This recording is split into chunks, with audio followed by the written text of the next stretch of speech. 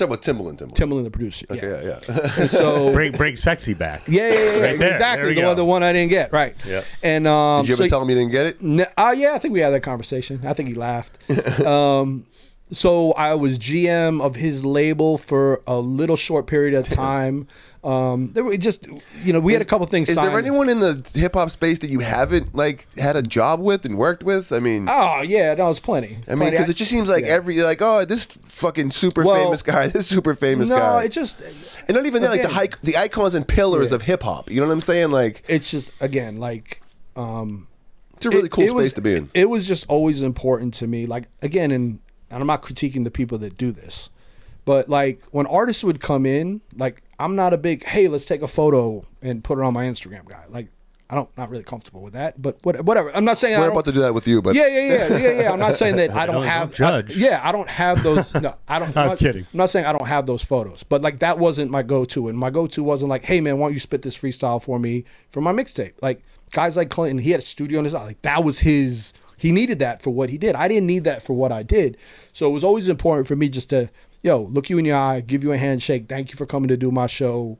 And when I see you out and about, like, if you remember me, great. If you don't, that's okay too. And, let's just keep the relationship going. And I think well, a little bit. I think it just benefited me down the road that I think people knew that I wasn't out for anything from them and that I did good work and I worked hard and the things that I had done had been pretty successful.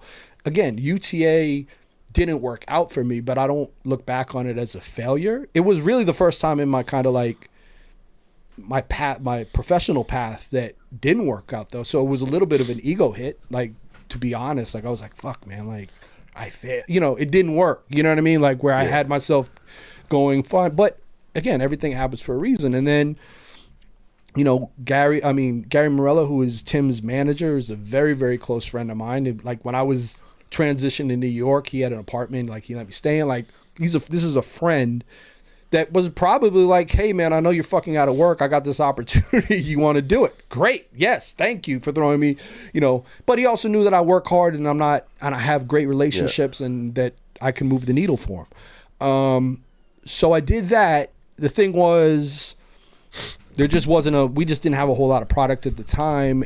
And I was itching a little bit to get back in, not to radio, but I wanted to get back in a more creative space. And then in middle of 2019, I saw something and come across that it was like Drake was launching his own channel on Sirius XM. Well, that's what I want to get to now. So this guy right here is a huge Drake fan. Good. Huge. Well, we debate all the time in this space of like, and it's me for the most part about Drake's hip hop authenticity.